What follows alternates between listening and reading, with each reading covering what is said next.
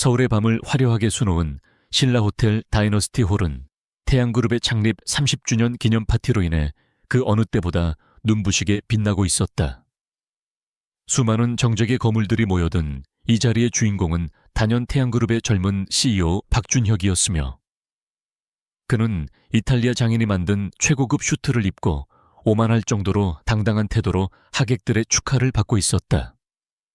샴페인 잔들이 부딪히는 경쾌한 소리와 현악 사중주단의 우아한 연주가 홀을 가득 메우고 있었지만, 그 공간에 흐르는 공기는 어딘가 모르게 팽팽한 긴장감을 품고 있었다.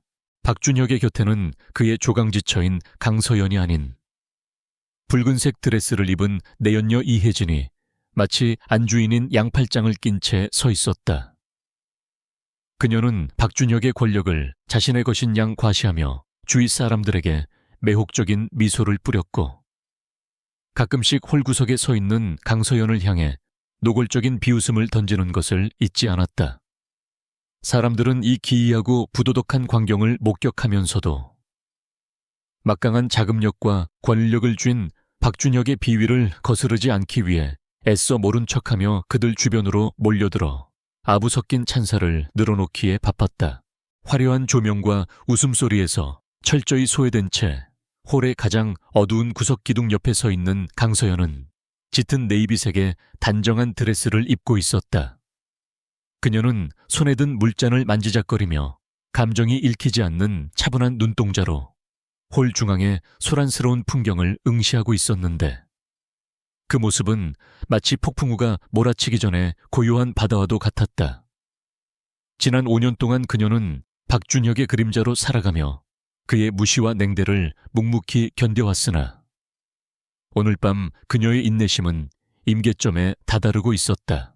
이혜진은 박준혁이 잠시 투자자들과 이야기를 나누는 틈을 타 손에 레드와인 잔을 들고 묘한 미소를 지으며 강서연이 있는 쪽으로 걸음을 옮겼다. 그녀의 걸음걸이는 당당하다 못해 도발적이었으며, 주위의 시선이 자신에게 집중되는 것을 즐기는 듯 허리를 꼿꼿이 펴고 강서연의 바로 앞까지 다가왔다. 이혜진은 짐짓 친한 척하며 인사를 건네는 척하더니 강서연의 대답을 기다리지도 않고 싸늘한 목소리로 귓가에 속삭이며 그녀의 신경을 긁어대기 시작했다. 이혜진은 자신이 곧 이 그룹의 안주인이 될 것이라며 강서연에게 주제를 파악하고 스스로 물러나라는 모욕적인 언사를 서슴지 않았다.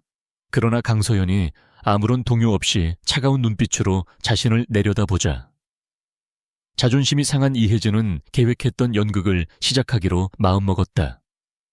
그녀는 일부러 자신의 드레스 자락을 밟는 신용을 하며 과장된 몸짓으로 앞으로 넘어졌고, 그 과정에서 들고 있던 와인잔을 강서연의 가슴팍을 향해 정확하게 쏟아부었다. 붉은 와인이 강서연의 단정한 드레스를 적시며 흉한 얼룩을 만들어내는 순간, 이혜진은 바닥에 주저앉으며 찢어질 듯한 비명을 질렀다. 그녀의 비명 소리는 파티장의 음악 소리를 뚫고 날카롭게 울려 퍼졌고, 순식간에 모든 사람들의 시선이 두 여자가 있는 구석으로 쏠렸다. 이혜진은 바닥에 넘어진 채로 고통스러운 표정을 지으며 눈물을 글썽였고, 마치 강서연이 자신을 밀친 것처럼 두려움에 떠는 연기를 완벽하게 수행해냈다. 소란을 눈치챈 박준혁이 인파를 헤치고 달려왔을 때, 그가 목격한 것은 젖은 드레스를 입고 서 있는 아내와 바닥에 쓰러져 흐느끼는 연인이었다. 그는 앞뒤 상황을 파악하려 하지도 않은 채 바닥에 주저앉은 이혜진을 부축해 일으키며 걱정스러운 목소리로 안부를 물었다. 이혜진은 박준혁의 품에 안겨 서럽게 울며 강서연이 질투심에 눈이 멀어 자신을 밀치고 욕설을 퍼부었다고 거짓말을 늘어놓았다. 박준혁의 얼굴은 분노로 붉게 달아올랐고, 그는 짐승처럼 사나운 눈빛으로 강서연을 노려보며 거칠게 소리쳤다. 그는 사람들이 지켜보는 앞에서 자신의 아내를 향해 정신이 나간 여자라고 매도하며 당장 이혜진에게 무릎을 꿇고 사과하라고 윽박질렀다. 주변의 하객들은 수근거리며 강서연을 비난하는 눈초리를 보냈고, 그들의 시선 속에서 강서연은 철저하게 고립된 죄인이 되어가고 있었다. 강서연은 와인으로 엉망이 된 옷을 닦아내지도 않은 채 고개를 들어 박준혁의 눈을 똑바로 바라보며 낳지만 또렷한 목소리로 입을 열었다. 그녀는 자신이 사과할 이유는 없으며 오히려 예의를 지켜야 할 사람은 당신들이라고 차갑게 대꾸했다. 그녀의 예상치 못한 방역에 박준혁은 순간적으로 말문이 막혔으나 곧 자신의 권위가 도전받았다는 사실에 이성을 잃고 말았다. 분노를 참지 못한 박준혁은 손을 높이 쳐들었고 짝하는 날카로운 파열음과 함께 강서연의 고개가 옆으로 돌아갔다. 그 강렬한 뺨 때리는 소리는 넓은 연회장을 일순간 정적에 빠뜨릴 만큼 충격적이었고 모든 사람들은 숨을 죽인 채 그 광경을 지켜보았다. 강서연의 하얀 뺨에는 붉은 손자국이 선명하게 남았고 입가에는 핏방울이 맺혔지만 그녀는 비명을 지르거나 눈물을 흘리지 않았다. 박준혁은 거친 숨을 몰아쉬며 자신의 손을 내려다보았고 그제야 자신이 수많은 사람들 앞에서 무슨 짓을 저질렀는지 깨닫는 듯했지만 이미 엎질러진 물이었다. 이혜진은 박준혁의 뒤에 숨어 회심의 미소를 지으며 승리감에 도취되어 있었지만 강서연의 반응은 그들의 예상을 완전히 빗나갔다. 강서연은 천천히 손을 들어 입가의 피를 닦아냈고 흐트러진 머리카락을 귀 뒤로 넘기며 다시 고개를 똑바로 들었다. 그녀의 눈동자에서는 더 이상 과거에 순종적이던 아내의 모습은 찾아볼 수 없었고 대신 등골이 서늘해질 만큼 깊고 어두운 냉기가 서려 있었다. 강서연은 떨리는 손을 진정시키며 왼손 약지에 끼고 있던 백금 결혼 반지를 천천히 빼내었다. 그녀는 그 반지를 박준혁의 발치에 던지듯 떨어뜨렸고 반지가 대리석 바닥에 부딪히며 내는 맑고 차가운 금소금이 적막한 공간에 울려 퍼졌다.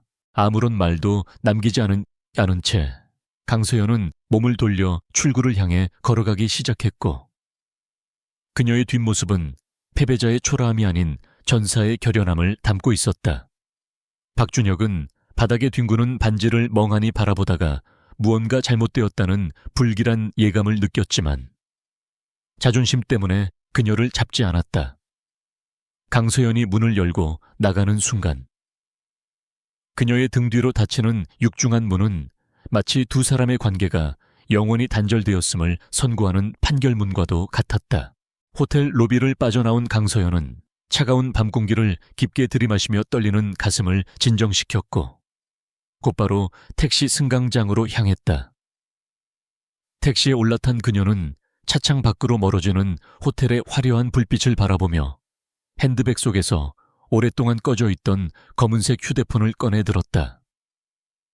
전원을 켜자 화면이 밝게 빛나며 수많은 부재중 알림이 쏟아졌지만 그녀는 망설임 없이 단축번호 1번을 눌렀다. 신호음이 몇 번 울리기도 전에 상대방이 전화를 받았고 강서연은 감정이 완전히 배제된 건조한 목소리로 짧은 명령을 내렸다. 그녀는 내일 아침 태양그룹의 모든 자금 흐름을 동결하고 자신이 준비해둔 글로벌 K펀드의 인수 합병 파일을 실행하라고 지시했다. 수화기 너머의 상대는 잠시 침묵하더니 공손한 목소리로 알겠다고 대답했고 강서연은 전화를 끊으며 차갑게 미소 지었다. 호텔 연회장에서는 박준혁이 분위기를 수습하기 위해 다시 샴페인 잔을 들고 건배를 제의하고 있었지만 그의 손은 미세하게 떨리고 있었다. 이혜진은 박준혁의 팔에 매달려 애교를 부리며 분위기를 띄우려 애썼지만 이미 파티의 흥은 깨져버린 뒤였다. 하객들은 겉으로는 웃고 있었지만 속으로는 태양그룹 CEO의 인성에 대해 수군거리며 오늘 밤의 사건이 내일 증권가에 어떤 파장을 미칠지 계산하기 바빴다. 박준혁은 불안감을 떨쳐내기 위해 독한 위스키를 영업 후 들이켰고 알코올 기운이 오르자 자신이 아내를 쫓아낸 것은 정당한 일이었다고 스스로를 합리화했다. 그는 강서연이 갈 곳이 없어 며칠 내로 자신에게 돌아와 용서를 빌 것이라고 확신했고, 그때가 되면 더 가혹한 조건으로 그녀를 길들이겠다고 다짐했다. 그러나 그는 자신의 아내가 단순한 가정주부가 아니라 과거 월스트리트를 주름잡던 전설적인 투자 전략가 고스트였다는 사실을 까맣게 잊고 있었다. 택시 안에서 강서연은 태블릿 PC를 켜고 태양그룹의 재무제표와 박준혁의 차명 계좌 내역을 띄워놓은 채 빠른 속도로 검토하기 시작했다. 화면 위를 춤추는 그녀의 손가락은 피아니스트처럼 우아했지만 그녀가 만들어내고 있는 것은 아름다운 선율이 아니라 파멸의 교향곡이었다. 그녀의 눈빛은 모니터 불빛을 받아 푸르게 빛났고 그 안에는 지난 5년간의 굴욕을 몇 배로 갚아주겠다는 서늘한 복수심이 이글거리고 있었다. 다음 날 아침, 태양이 떠오르면 박준혁이 쌓아 올린 모래성은 거대한 파도에 휩쓸려 흔적도 없이 사라질 운명이었다. 강서연은 창밖의 서울 야경을 응시하며 자신이 돌아왔음을 알리는 무언의 선전포고를 날렸다. 이제 더 이상 헌신적인 아내 강서연은 없었고 오직 냉철하고 잔혹한 승부사만이 그 자리에 남아있었다. 밤이 깊어갈수록 바람은 더욱 거세어졌고 도시는 잠들지 않은 채 다가올 폭풍을 예고하듯 운궁거리는 소리를 내고 있었다. 강서연을 태운 택시는 어둠 속을 가로질러 그녀의 새로운 지휘본부가 될 안전가옥을 향해 질주했다. 이 밤이 지나고 나면 세상은 태양그룹의 몰락과 새로운 여자의 탄생을 동시에 목격하게 될 것이었다. 다음 날 아침, 서울 강남의 최고급 펜트하우스 침실로 쏟아지는 눈부신 햇살이 박준혁의 눈꺼풀을 간지럽혔다. 그는 숙취로 인한 지끈거리는 두통을 느끼며 인상을 찌푸린 채 눈을 떴고 습관적으로 침대 옆 협탁을 더듬어 꿀물을 찾았으나 손에 잡히는 것은 차가운 공기뿐이었다. 지난 5년 동안 그가 술을 마시고 들어온 다음 날이면 어김없이 놓여있던 해장국과 꿀물이 보이지 않자 그는 짜증 섞인 한숨을 내쉬며 상체를 일으켰다. 침대 옆자리에는 헝클어진 머리를 한 채 깊은 잠에 빠져있는 이혜진이 있었고 바닥에는 어젯밤에 격렬했던 정사를 짐작게 하는 옷가지들이 어지럽게 널려 있었다. 박준혁은 잠시 멍하니 그 광경을 바라보다가 어젯밤 파티장에서 있었던 일을 떠올리며 헛웃음을 지었다. 강서연이 집을 나갔다는 사실이 실감났지만 그는 그것을 위기라고 생각하기는커녕 오히려 속이 시원하다는 듯 콧방귀를 뀌며 침대에서 일어났다.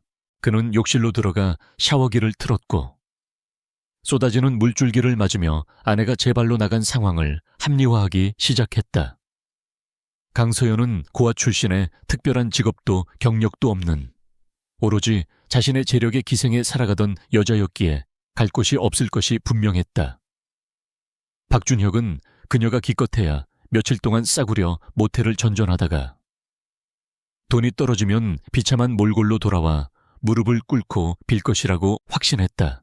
샤워를 마치고 나온 박준혁은 드레스룸에서 최고급 슈트를 고르며 거울 속에 비친 자신의 모습을 만족스럽게 감상했다.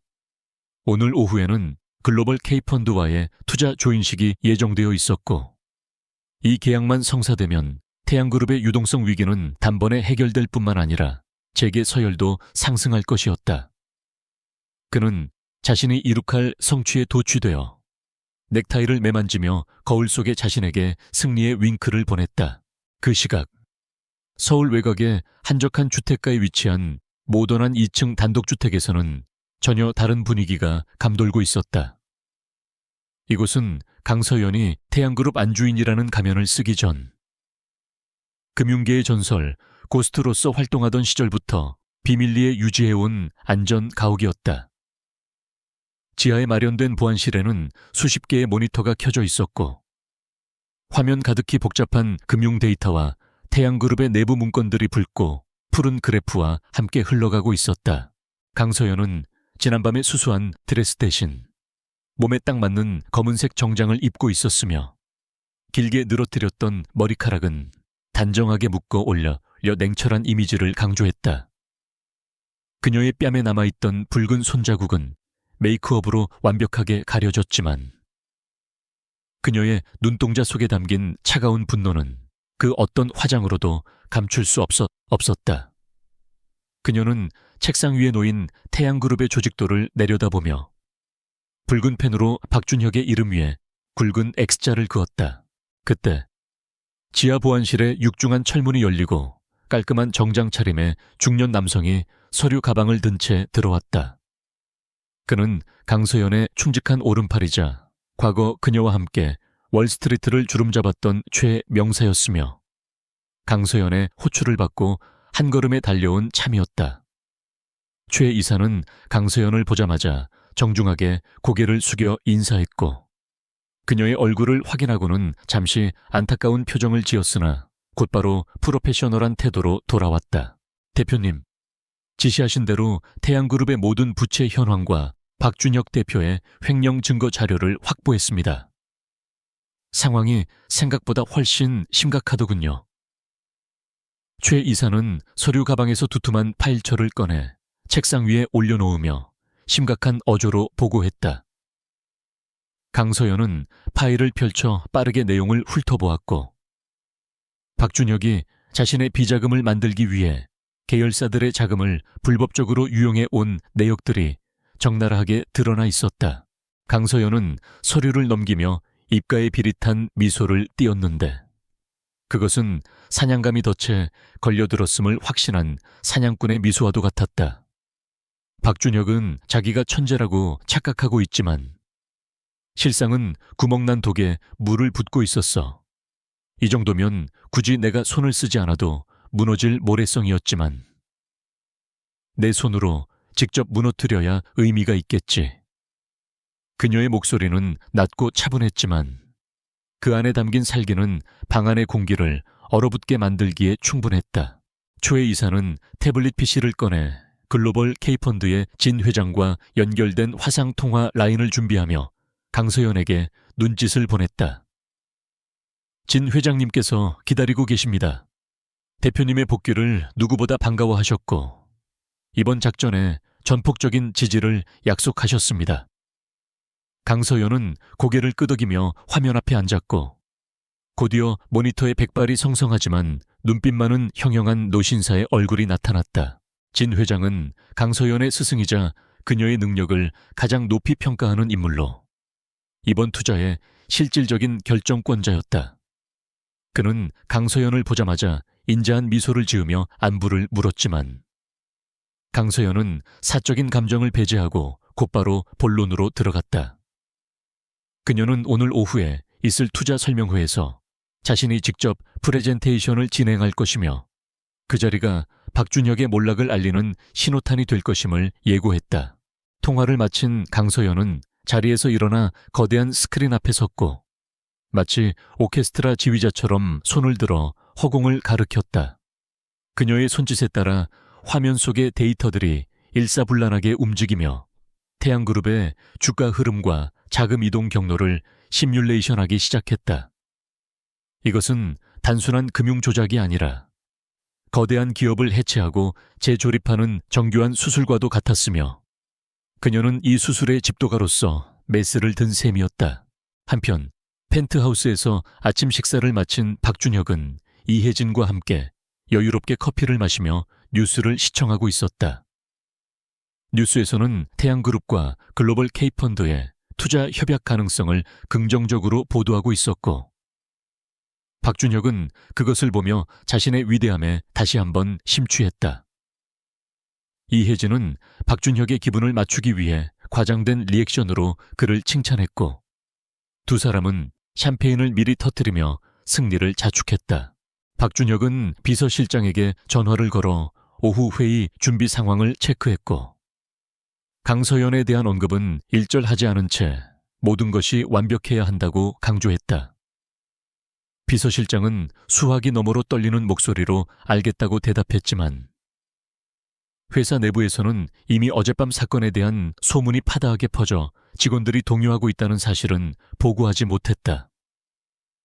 박준혁은 자신의 왕국이 내부에서부터 썩어 들어가고 있다는 사실을 전혀 인지하지 못하고 있었다. 강서연은 최 이사와 함께 본격적인 작전 회의에 들어갔고 박준혁이 숨겨둔 해외 페이퍼 컴퍼니의 계좌들을 하나씩 추적해 동결시킬 준비를 마쳤다. 그녀는 박준혁이 가장 믿고 있는 자금줄부터 끊어버림으로써 그가 느낄 공포와 절망을 극대화할 계획이었다. 그것은 단순히 돈을 잃게 하는 복수가 아니라 그가 평생 쌓아 올렸다고 믿었던 자존심과 정체성을 송두리째 부정하는 잔혹한 형벌이었다. 점심시간이 다가올 무렵 강서연은 잠시 휴식을 취하며 창가에 서서 정원을 바라보았고 문득 지난 5년간의 결혼 생활이 주마등처럼 스쳐 지나갔다. 처음에는 사랑이라고 믿었던 감정이 박준혁의 오만과 이기심에 의해 어떻게 짓밟히고 소멸해 갔는지 그녀는 씁쓸하게 되뇌었다. 그녀는 자신이 그동안 침묵했던 것이 가정을 지키기 위한 인내가 아니라 괴물을 키우는 방조였음을 뼈저리게 후회했다. 다시 업무로 복귀한 강서연의 눈빛은 이전보다 더욱 단단해져 있었고 그녀는 최 이사에게 오후 회의에 참석할 주요 주주들의 명단을 재확인하라고 지시했다. 그녀는 박준혁의 편에 서 있는 이사들과 중립을 지키는 이사들을 철저하게 분류했고 그들의 약점을 파악하여 자신의 편으로 끌어들이거나 무력화시킬 전략을 세웠다. 이 싸움은 총성 없는 전쟁이었고 강서연은 단 하나의 변수도 허용하지 않는 완벽한 승리를 원했다. 오후 2시가 되자 박준혁은 회사로 출근하기 위해 현관을 나섰고 기사가 대기하고 있는 리무진에 몸을 실었다. 그는 차 안에서 거울을 보며 옷매무새를 다듬었고 오늘 밤에는 이혜진과 함께 더욱 화려한 파티를 열어 성공을 만끽할 계획을 세우고 있었다. 차창 밖으로 스쳐 지나가는 서울의 풍경은 평화로워 보였지만 그 평화는 곧 닥쳐 올 폭풍전야의 고요함이라는 것을 그는 알지 못했다. 같은 시각 강서연 역시 안전가옥을 나와 준비된 검은색 세단에 올랐고 최 이사가 직접 운전대를 잡았다. 뒷좌석에 앉은 강서연은 태블릿 PC를 덮으며 깊은 숨을 내쉬었고 이제 무대는 준비되었고 주인공이 등장할 차례라고 생각했다. 그녀가 향하는 곳은 태양그룹 본사였지만 그곳은 더 이상 남편의 회사가 아니라 그녀가 정복해야 할 전쟁터였다.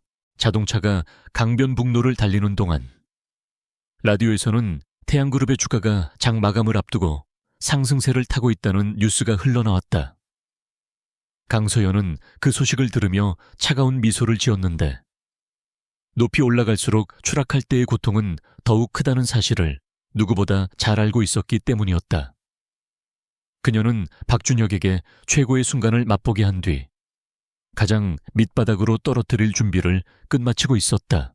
태양그룹 본사 로비에 도착한 박준혁은 직원들의 인사를 받으며 당당하게 엘리베이터로 향했고 그의 뒤를 따르는 임원들은 긴장한 기색이 역력했다.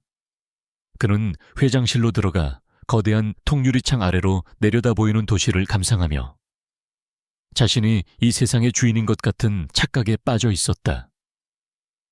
그러나 그의 책상 위에 놓인 결제 서류들 틈에는 이미 강서연이 심어놓은 치명적인 독약들이 숨겨져 있었다.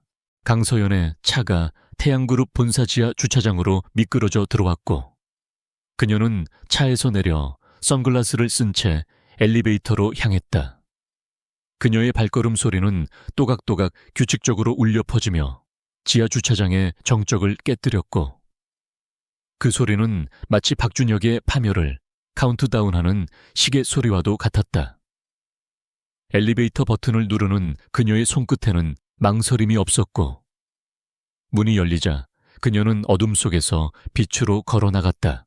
이제 곧 그림자 속에 숨어있던 지휘자가 지휘봉을 들 것이고 오만과 탐욕으로 가득 찬 태양그룹의 회의실에서는 비명과 절망이 어우러진 교향곡이 연주될 것이었다.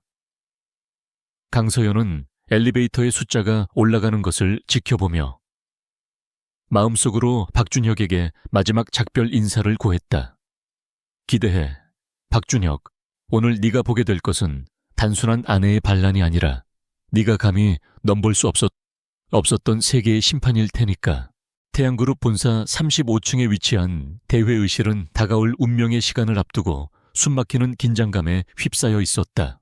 창밖으로 보이는 서울의 스카이라인은 평소와 다름없이 평온해 보였지만 회의실 안의 공기는 마치 성냥불 하나만 그어대도 폭발할 것 같은 휘발성 가스로 가득 차 있는 듯하였다.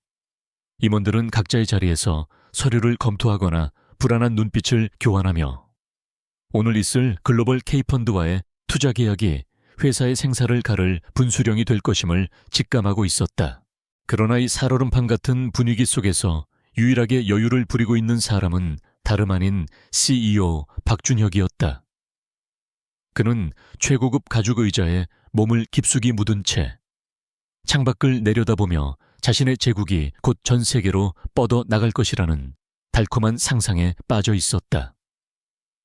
박준혁에게 있어 오늘의 계약은 단순히 자금을 수혈받는 차원을 넘어 자신을 무시했던 재계의 늙은이들에게 본때를 보여줄 수 있는 완벽한 기회이자 승전보였다.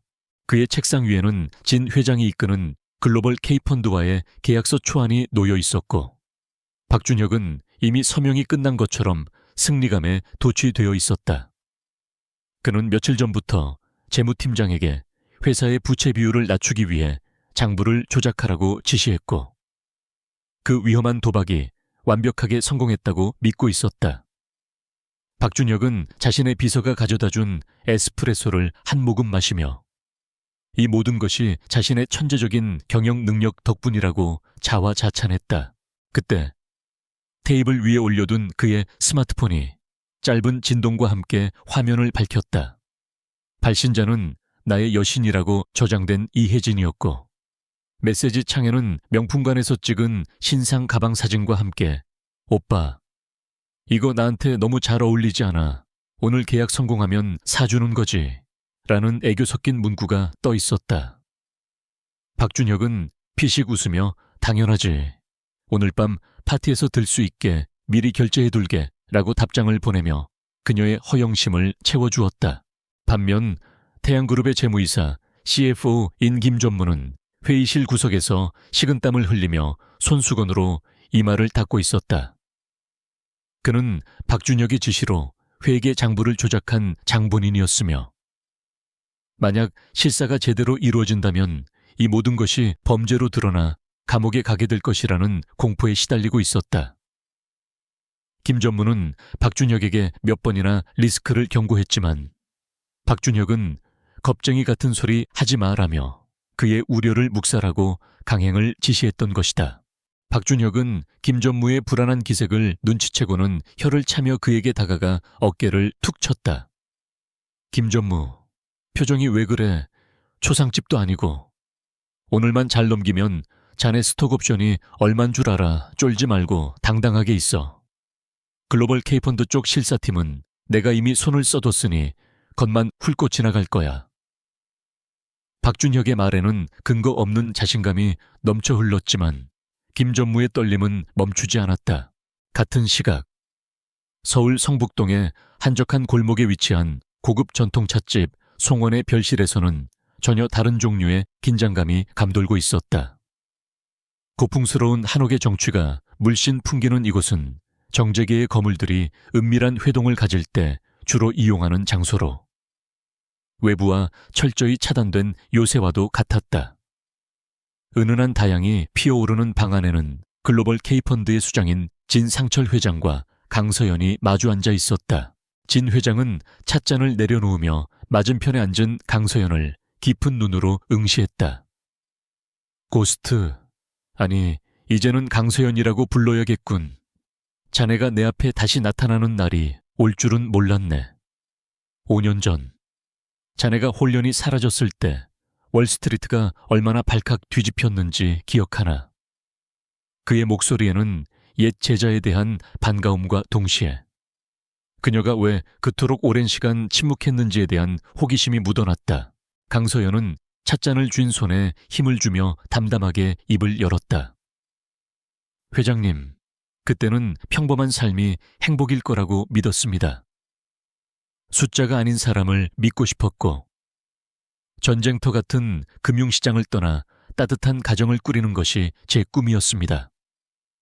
하지만 그 꿈이 얼마나 어리석고 덧없는 것이었는지 깨닫는 데는 그리 오랜 시간이 걸리지 않더군요. 그녀의 눈빛은 씁쓸했지만 흔들림은 없었다.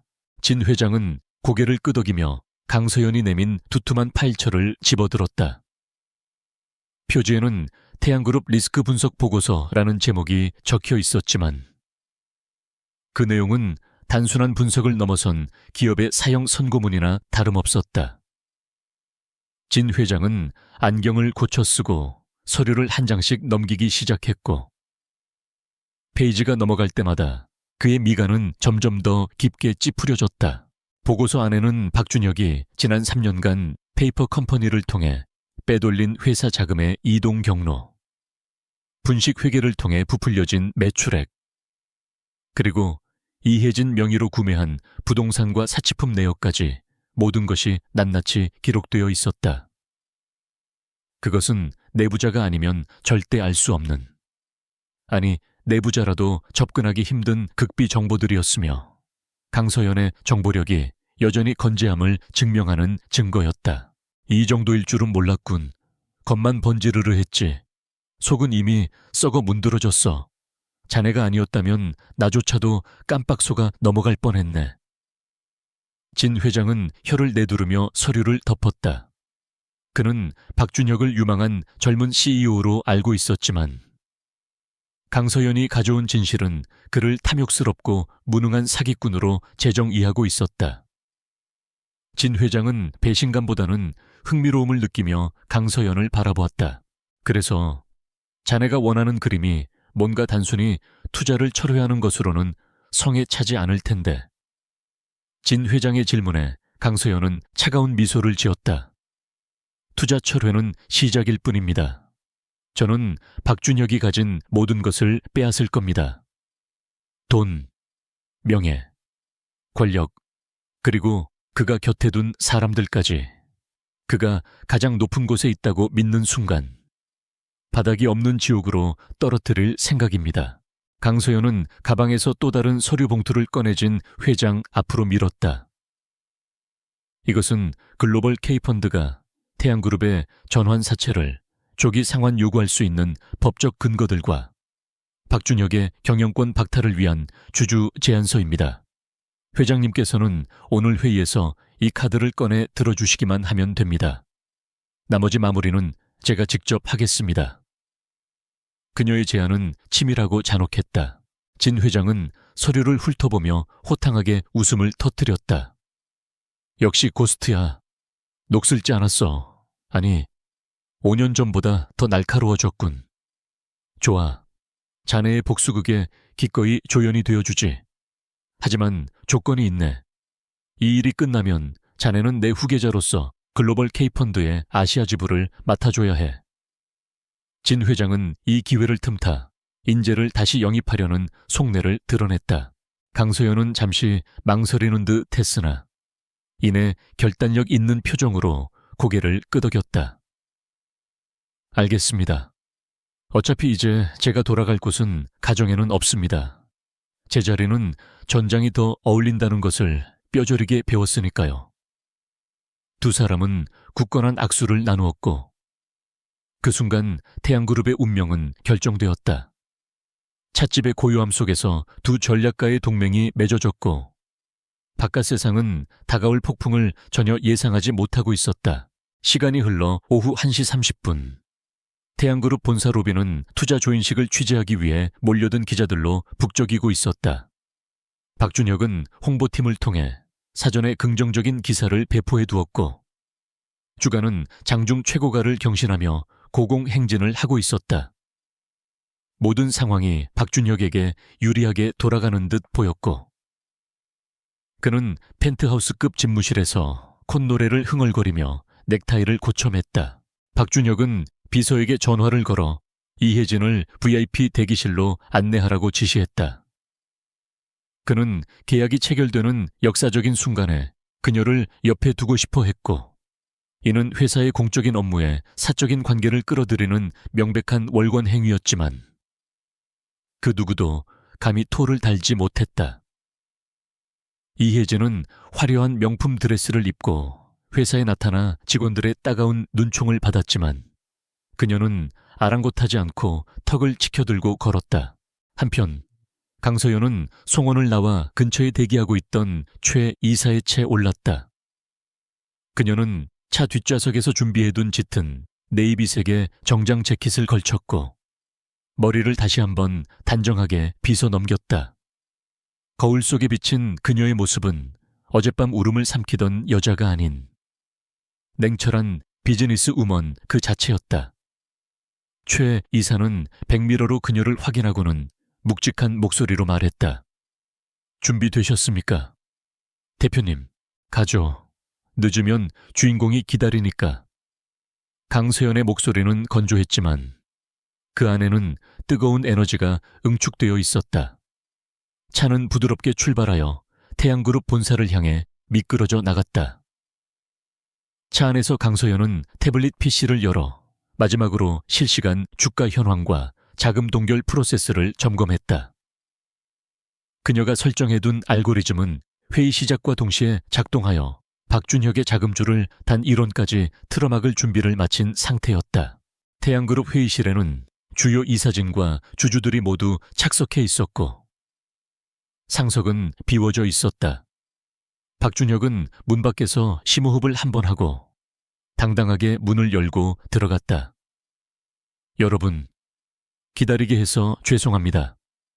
오늘 우리는 태양그룹 역사상 가장 위대한 도약을 목격하게 될 것입니다.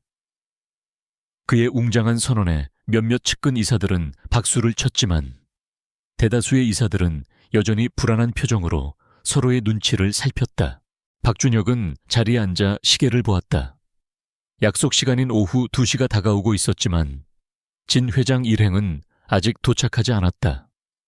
차가 좀 막히나 보군. 거물들은 원래 좀 늦게 등장하는 법이지. 박준혁은 농담을 던지며 분위기를 띄우려 했지만 회의실의 공기는 점점 더 무거워지고 있었다. 그때 회의실 문이 열리고 비서실장이 창백한 얼굴로 들어와 박준혁에게 귓속말을 전했다. 대표님, 진 회장님께서 도착하셨습니다. 그런데 혼자가 아니십니다. 비서실장의 말에 박준혁은 눈썹을 치켜떴다. 혼자가 아니라고 변호인단이라도 대동했나 보지. 당연한 절차야. 얼른 모셔와. 박준혁은 대수롭지 않게 여기며 자리에서 일어나 옷매무새를 다듬었다. 그는 문을 향해 걸어가며 가장 환한 미소를 지을 준비를 했다. 하지만 엘리베이터 문이 열리고 복도를 걸어오는 발걸음 소리는 한 사람의 것이 아니었다. 진 회장의 묵직한 발걸음 옆으로 또각또각 울리는 하이힐 소리가 규칙적이고 날카롭게 섞여 들려왔다. 그 소리는 마치 심장 박동을 조여오는 듯한 묘한 위압감을 풍기며 점점 가까워졌다. 박준혁은 미소를 유지한 채 문을 활짝 열었고 복도 끝에서 걸어오는 인형들을 마주했다. 가장 먼저 눈에 들어온 것은 위험 있는 풍채의 진 회장이었다.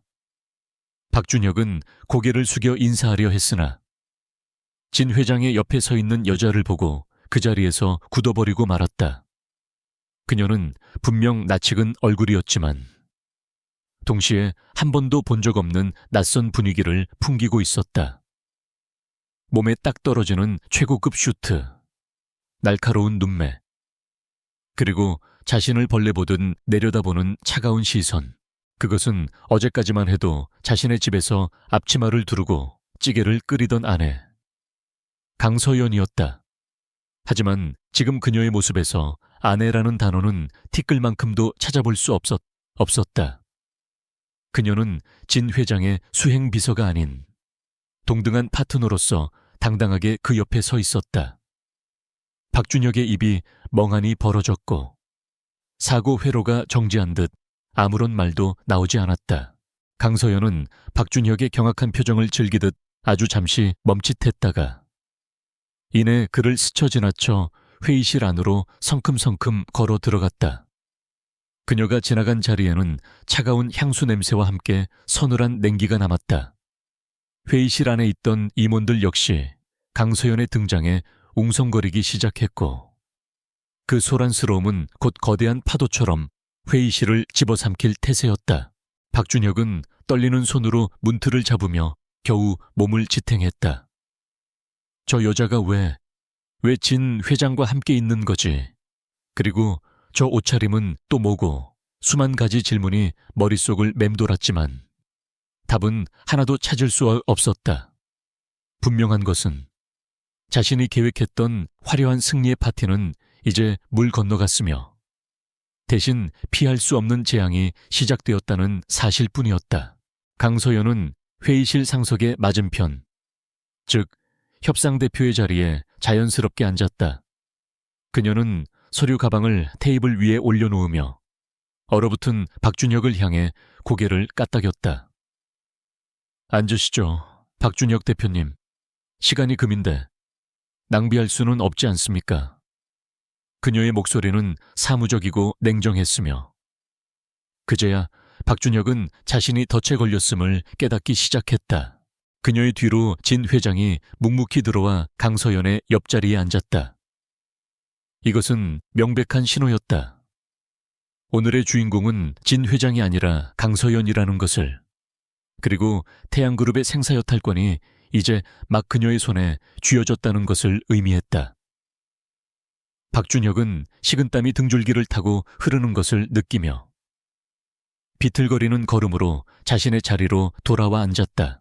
강서연은 테이블 위에 놓인 박준혁의 명패를 잠시 바라보다가 시선을 들어 그와 정면으로 마주했다. 지금부터 태양그룹에 대한 글로벌 K펀드의 특별 감사를 시작하겠습니다. 그리고 그 책임자는 저 강서연입니다. 그녀의 선언이 회의실에 울려 퍼지는 순간 박준혁의 세상은 소리 없이 무너져 내리기 시작했다. 창밖의 하늘은 여전히 맑았지만 태양그룹의 회의실 안에는 보이지 않는 천둥과 번개가 몰아치고 있었다. 이것은 단순한 부부싸움의 연장이 아니었다. 그것은 오만했던 한 남자의 파멸을 위한 서곡이었으며 짓밟혔던 한 여자가 자신의 존엄을 되찾기 위해 벌이는 성전의 시작이었다. 회의실 안을 감도는 정막은 단순한 조용함이 아니었다. 그것은 폭발 직전에 화약고가 내뿜는 살벌한 고요함이었으며 숨소리조차 크게 낼 수 없을 만큼 무거운 압력이 공기를 짓누르고 있었다. 박준혁은 자신의 눈앞에 앉아있는 여자를 멍하니 바라보았다. 그녀는 분명 자신의 아내 강서연이었지만 동시에 그가 한 번도 본 적 없는 낯선 타인이었다.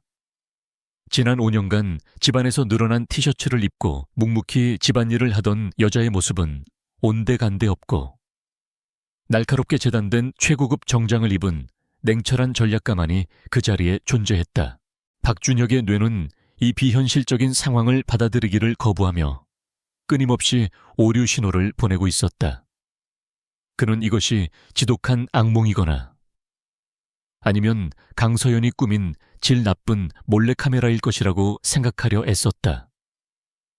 그가 알고 있는 강서연은 자신의 말 한마디에 쩔쩔매고 생활비를 주면 고맙다고 고개를 숙이는 순종적인 여자였다.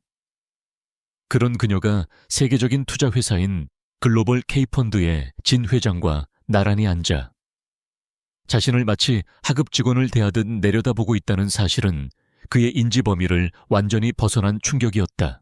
이게 무슨 짓이야. 박준혁은 떨리는 입술을 달싹이며 겨우 목소리를 짜내었다. 그의 목소리는 갈라져 있었고 권위라고는 찾아볼 수 없을 만큼 초라했다. 그는 의자에서 벌떡 일어나 손가락으로 강서연을 가리켰다. 강서연, 당신 미쳤어. 여기가 어디라고 들어와. 당장 나가지 못해 집에서 밥이나 하던 여자가 감히 회장실 회의에 끼어들어 그의 고함 소리는 회의실의 정적을 깼지만 그 소리에는 힘이 실려 있지 않았고 오히려 공허한 메아리처럼 울려 퍼질 뿐이었다. 강서연은 눈 하나 깜짝하지 않고 박준혁의 분노를 받아내었다. 그녀는 천천히 서류 가방을 열어 만년필을 꺼내들었고 그 동작 하나하나에는 우아함과 절제가 묻어 있었다. 그녀는 박준혁의 고함 따위는 들리지 않는다는 듯 차가운 눈빛으로 그를 응시하며 입을 열었다. 앉으세요, 박준혁 대표. 지금은 사적인 부부싸움을 하러 온 자리가 아닙니다. 공과 사를 구분하는 법부터 다시 배우셔야겠군요. 그녀의 목소리는 낮았지만 좌중을 압도하는 카리스마가 서려 있었다. 박준혁이 다시 소리를 지르려 하자 옆에 앉아있던 진 회장이 헛기침을 하며 무겁게 입을 열었다. 박 대표, 예의를 갖추게. 이 사람은 내 개인적인 손님이 아니라 글로벌 K펀드가 태양그룹의 실사를 위해 정원을 위임한 수석 대리인일세. 자네가 함부로 대할 사람이 아니란 말이야. 진 회장의 엄중한 경고에 박준혁은 망치로 머리를 얻어맞은 듯한 충격을 받았다. 수석 대리인이라니. 자신의 아내가 그 거대한 자본의 대리인이라는 말인가. 회의실에 배석한 태양그룹의 임원들과 이사들도 술렁이기 시작했다. 그들은 서로의 얼굴을 쳐다보며 귓속말을 주고받았고 그들의 눈빛에는 의구심과 경악이 뒤섞여 있었다. 개 중에는 강서연의 얼굴을 유심히 쳐다보다가 과거 월스트리트에서 이름을 날렸던 전설적인 투자자 고스트에 대한 소문을 떠올리는 이들도 있었다. 만약 저 여자가 그 소문의 주인공이라면 태양그룹은 지금 호랑이 아가리에 머리를 들이민 꼴이었다.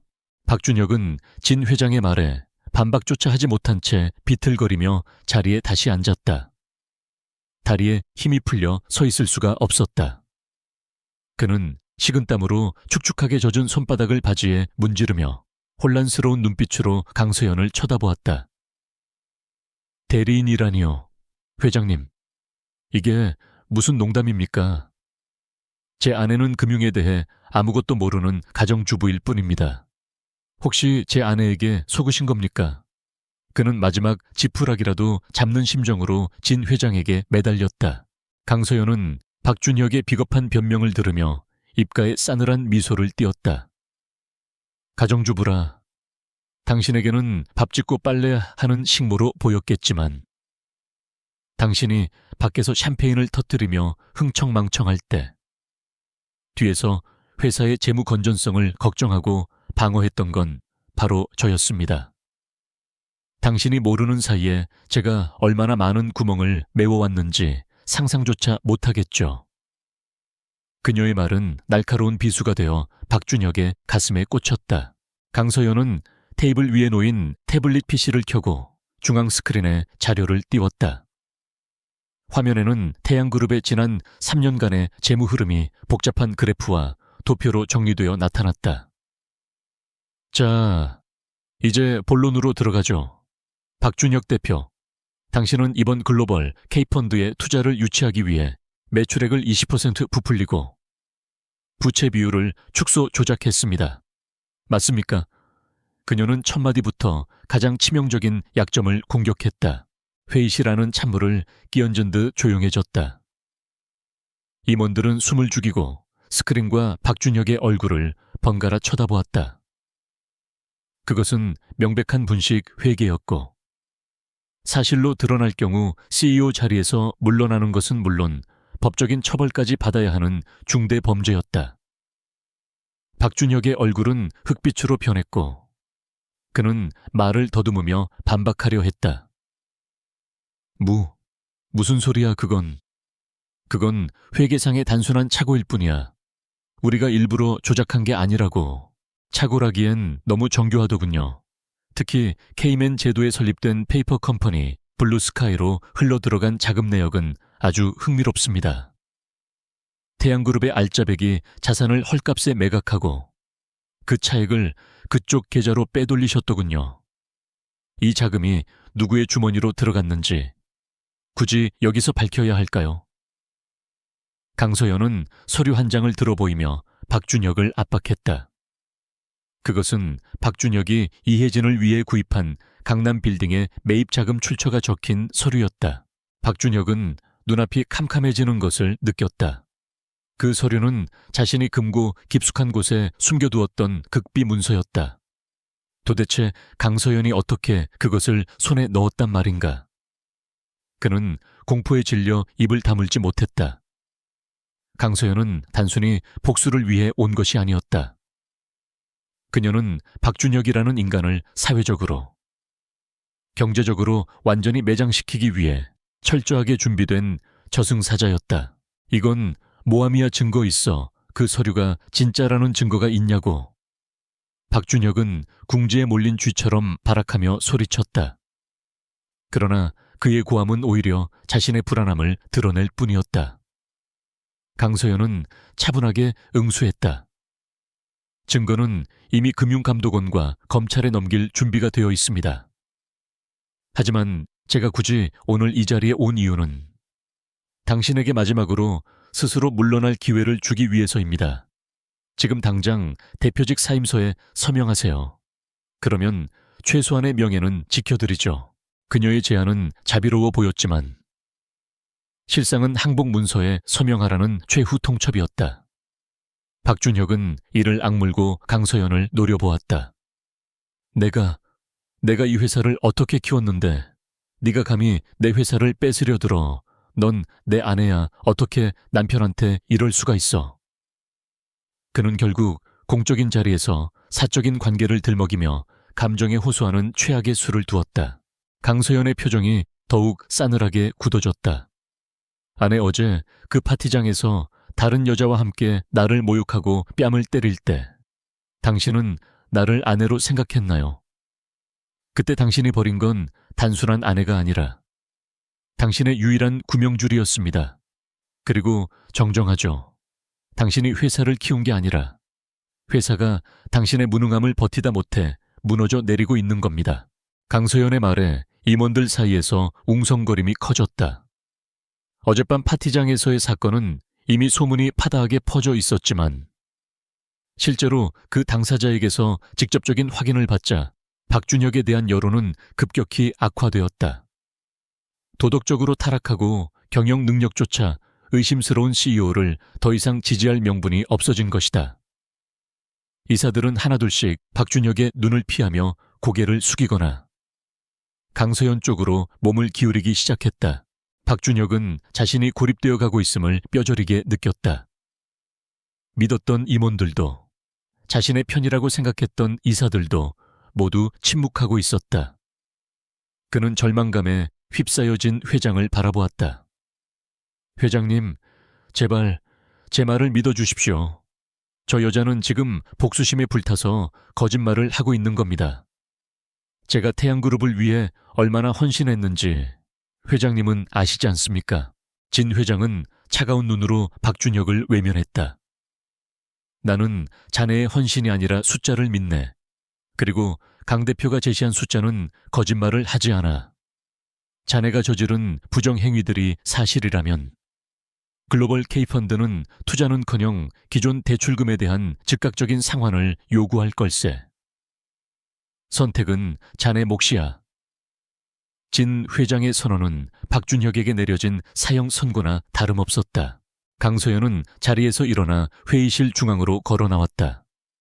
그녀의 하이힐 소리가 또각또각 울릴 때마다 박준혁의 심장은 조여들었다.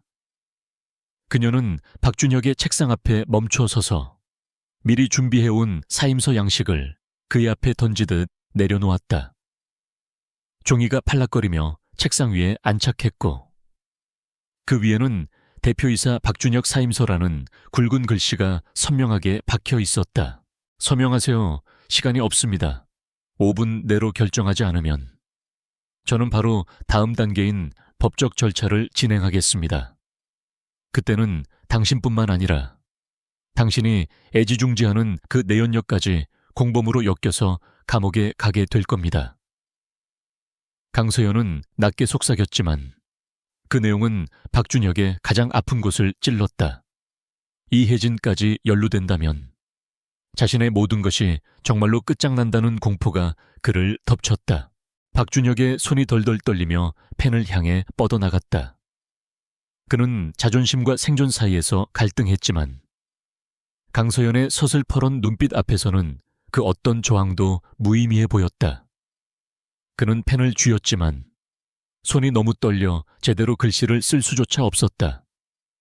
그 모습을 지켜보는 강서연의 눈에는 동정심 따위는 없었다. 오직 차가운 경멸만이 담겨 있을 뿐이었다. 못하겠나요? 그럼 제가 도와드리죠. 강서연은 박준혁의 손을 덮어 잡지 않았다. 대신 그녀는 뒤에 서 있던 최이색에 신호를 보냈다. 최이사가 다가와 스크린에 또 다른 영상을 띄웠다. 그것은 이혜진이 백화점에서 법인카드로 명품을 구매하는 CCTV 영상과 직원들에게 갑질을 하는 녹취록이었다. 영상이 재생되자 회의실은 충격과 탄식으로 가득 찼다. 이건 시작에 불과합니다. 박준혁 씨, 당신이 망설이는 1분 1초마다 당신의 추악한 비밀이 하나씩 더 세상에 공개될 겁니다. 그래도 버티시겠습니까? 강서연의 목소리는 잔인할 정도로 침착했다. 박준혁은 벼랑 끝에 몰린 짐승처럼 거친 숨을 몰아쉬었다. 그의 눈동자는 초점을 잃고 흔들렸고 이마에서는 땀방울이 비오듯 쏟아졌다. 결국 박준혁은 펜을 내던지듯 내려놓고 머리를 감싸 쥐었다. 알겠어. 알겠다고 서명하면 될 거 아니야. 제발 그만해. 제발. 그는 비굴하게 애원하며 다시 펜을 집어들었다. 천하의 박준혁이, 태양그룹의 제왕이 자신이 버린 아내 앞에서 무릎을 꿇는 순간이었다. 펜촉이 종이에 닿는 소리가 유난히 크게 들렸고 그 서명은 그의 몰락을 공식화하는 낙인이었다. 강서연은 서명된 사임서를 집어들고 확인한 뒤 만족스러운 듯 고개를 끄덕였다. 현명한 선택이네요. 비록 너무 늦었지만. 그녀는 사임서를 최이색에 건네며 정리하라는 눈짓을 보냈다. 그리고 다시 박준혁을 내려다보며 말했다. 하지만 이걸로 끝났다고 생각하지 마세요. 당신이 죗값을 치르기 전까지는 이 지옥은 끝나지 않을 테니까. 그때 회의실 문이 벌컥 열리며 예고되지 않은 불청객이 난입했다. 오빠, 왜 전화를 안 받아? 내가 카드 한도가 막혔다고 몇 번이나 문자 보냈잖아. 이혜진이었다. 그녀는 회의실의 살벌한 분위기를 전혀 파악하지 못한 채 씩씩거리며 들어와 박준혁에게 따지기 시작했다. 그녀의 등장은 불에 기름을 붓는 격이었고 박준혁의 얼굴은 치욕스러움으로 일그러졌다. 강서연은 천천히 몸을 돌려 이혜진을 바라보았다. 그녀의 눈빛이 번뜩였고 입가에는 먹이를 발견한 맹수의 미소가 떠올랐다. 타이밍 한번 기가 막히네. 주인공들이 다 모였으니 이제 진짜 쇼를 시작해볼까. 강서연의 혼잣말은 작게 들렸지만 그 공간에 있는 모든 사람들의 등골을 오싹하게 만들었다. 여왕의 귀환은 화려했고 그 대가는 혹독했다. 박준혁은 이혜진을 보며 절망적인 표정을 지었다. 이 여자가 여기 나타난 것 자체가 자신의 파멸을 가속화하는 기폭제가 될 것임을 직감했기 때문이었다. 이혜진은 그제야 회의실의 이상한 기류와 상석에 앉아있는 강서연을 발견하고 얼어붙었다. 언니가 왜 여기 있어? 그녀의 떨리는 목소리가 정적을 갈랐다. 강서연은 천천히 이혜진에게 다가갔다. 또각, 또각. 구두 굽소리가 이혜진의 심장을 압박했다. 강서연은 이혜진의 코앞까지 다가가 어제 자신이 들었던 말을 그대로 돌려주었다. 주제 파악 좀 해. 여긴 네가 올 곳이 아니야. 그리고 그 카드 이제 영원히 정지될 거니까 꿈 깨. 강서연의 선전포고와 함께 제 이막에 커튼이 올랐다. 회의실에 난입한 이혜진의 날카로운 목소리는 살얼음판 같던 공기에 쩍하고 균열을 일으켰다. 그녀는 상황 파악을 전혀 하지 못한 채 박준혁에게 달려가 팔을 붙잡고 흔들며 카드 정지에 대해 불만을 터뜨렸다. 박준혁은 창백해진 얼굴로 그녀를 밀쳐내려 했지만 이혜진은 눈치 없이 더욱 매달리며 앙탈을 부렸다. 이 우스꽝스럽고도 비참한 광경을 지켜보던 이사들은 혀를 차며 고개를 돌렸고 그들의 눈빛에는 경멸을 넘어선 혐오감이 서려 있었다. 강서연은 팔짱을 낀 채 그 총극을 잠시 감상하다가 턱짓으로 스크린을 가리켰다. 이혜진 씨, 당신이 긁어대던 그 카드가 왜 정지되었는지 궁금한가요? 저 화면을 보면 이해가 빠를 텐데요. 강서연의 차가운 목소리에 이혜진은 움찔하며 고개를 돌려 스크린을 바라보았다. 그곳에는 이혜진이 백화점과 호텔에서 결제한 내역들이 날짜와 시간, 그리고 구체적인 품목까지 적나라하게 나열되어 있었다. 이게 왜 여기 있어? 이혜진의 눈동자가 지진이 난 듯 흔들렸다. 그녀는 당황하여 뒷걸음질 쳤지만 강서연은 멈추지 않고 설명을 이어갔다. 그 모든 비용이 태양그룹의 법인카드, 그것도 유령 회사를 통해 세탁된 비자금 계좌에서 빠져나갔기 때문입니다. 다시 말해, 당신은 지금 횡령과 배임의 공범으로 명확한 증거를 남긴 셈이죠. 강서연의 선고는 잔혹하고 정확했다. 박준혁은 이혜진의 입을 막으려 했지만 이미 늦은 뒤였다. 이사 중 한 명이 분노를 참지 못하고 책상을 내리치며 고함을 질렀다. 박 대표, 우리가 피땀 흘려번 돈을 저런 계집애 명품 가방 사주는데 썼단 말입니까? 회사가 어렵다며 구조조정을 하고 직원들을 자를 때는 언제고, 뒤로는 이런 짓을 벌이고 있었어. 주주들의 분노가 폭발하자 회의실은 순식간에 아수라장으로 변했다. 강서연은 소란 속에서도 침착함을 잃지 않고 다음 버튼을 눌러 화면을 전환했다. 이번에는 박준혁이 이혜진의 명의로 사들인 강남의 최고급 아파트와 외제차 구매 계약서가 떴다. 이 부동산과 차량들 모두 회사 자금을 횡령하여 구매한 것으로 확인되었습니다. 따라서 글로벌 K펀드는 채권단 대표 자격으로 이 모든 자산에 대한 가압류를 신청했습니다. 즉, 이 시간부로 저 아파트와 차는 당신들 것이 아닙니다. 뭐라고 가압류 이혜진은 비명을 지르듯 소리쳤다. 그녀에게 있어 박준혁의 사랑보다 더 중요한 것은 그가 제공하는 부와 안락함이었다. 그런데 그 모든 것이 한순간에 물거품이 된다는 사실을 받아들이기 힘들었다. 그녀는 박준혁의 멱살을 잡고 흔들며 악을 썼다. 오빠, 이게 무슨 소리야. 내 집이라고 했잖아. 내 명의로 해준다며 다 거짓말이었어. 박준혁은 이혜진을 거칠게 뿌리치며 바닥에 내동댕이 쳤다. 시끄러워, 지금 그게 문제야. 나도 죽게 생겼는데. 두 연인의 추악한 밑바닥이 드러나는 순간이었다. 서로를 사랑한다고 속삭이던 입술은 이제 서로를 저주하고 비난하는 독서를 뿜어내고 있었다.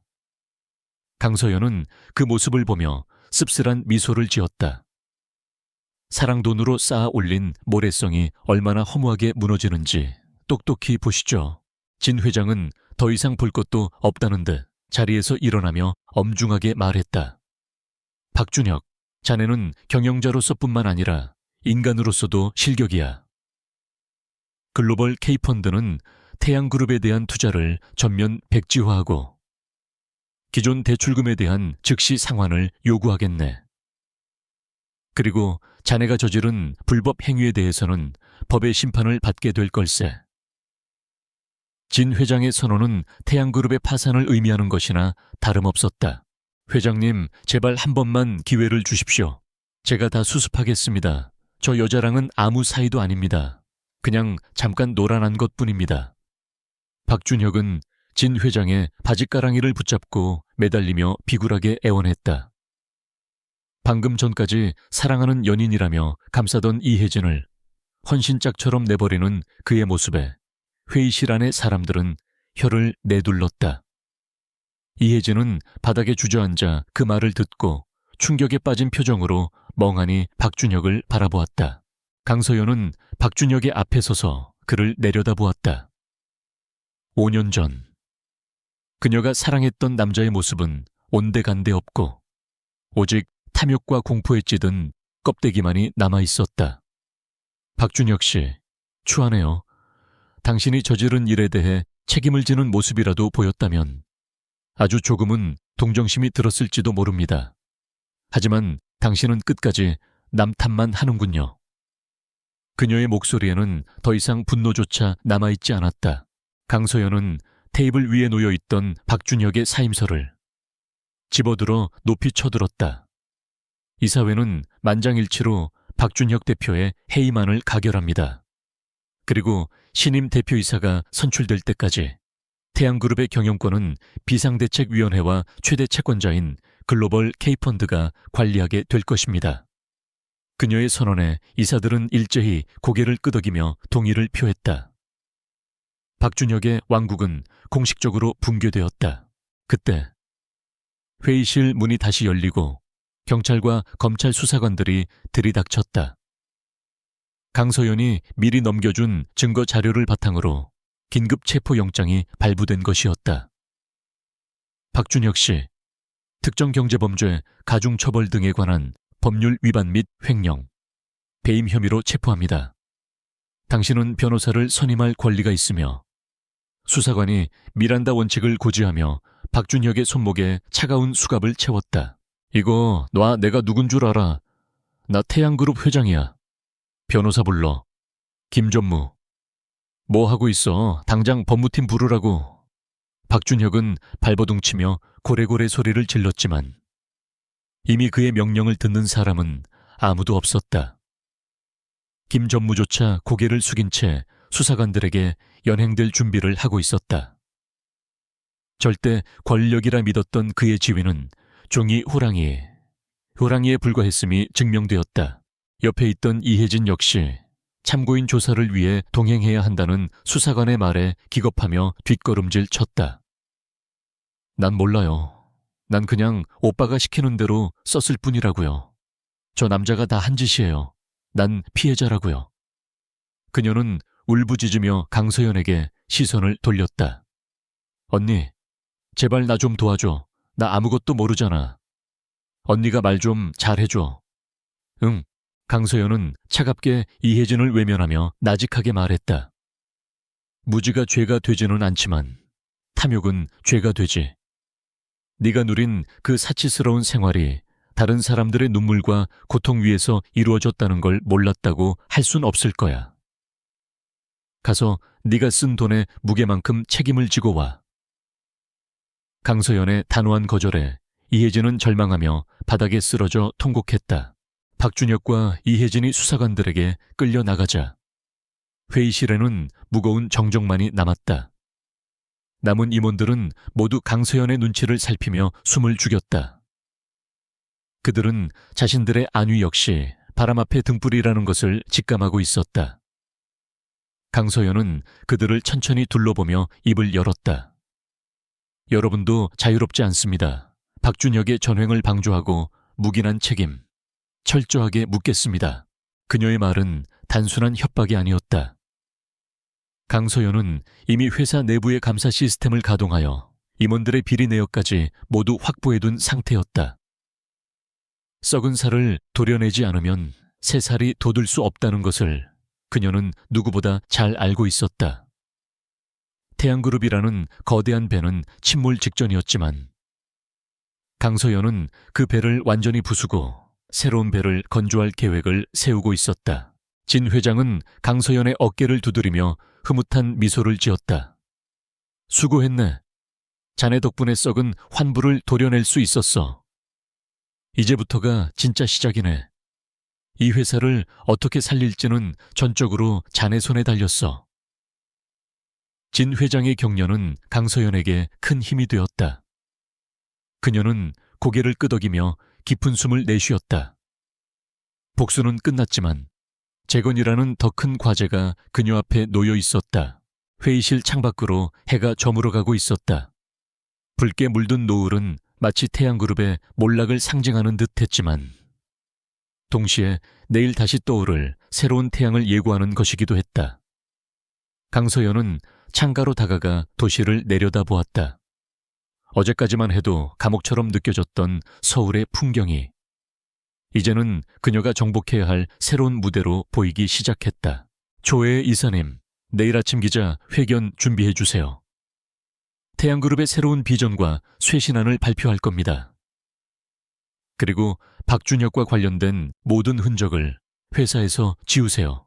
사진, 명패, 심지어 그가 쓰던 의자까지 모두 폐기 처분하세요. 강서연의 지시는 냉철하고 단호했다.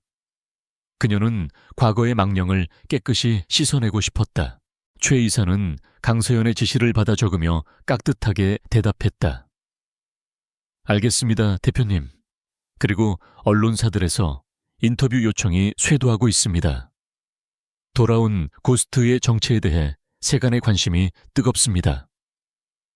강서연은 피식 웃으며 고개를 저었다. 인터뷰는 나중으로 미루죠. 지금은 말보다 행동으로 보여주어야 할 때니까요. 강서연은 회의실을 나서며 마지막으로 박준혁이 앉았던 자리를 돌아보았다. 텅 빈 의자는 주인을 잃고 쓸쓸하게 놓여 있었지만 그녀의 마음속에는 어떤 미련도 남아있지 않았다. 그녀는 문을 닫고 복도로 나섰다. 그녀의 발걸음은 가벼웠고 구두 굽소리는 경쾌한 리듬을 만들어내며 복도를 울렸다. 이제 그녀는 누군가의 아내도 누군가의 그림자도 아니었다. 그녀는 강서연. 자신의 이름 석자로 세상에 우뚝 선 주체적인 존재였다. 엘리베이터를 타고 내려가는 동안 그녀는 거울에 비친 자신의 모습을 보며 다짐했다. 다시는 절대로 누구에게도 휘둘리지 않으리라고.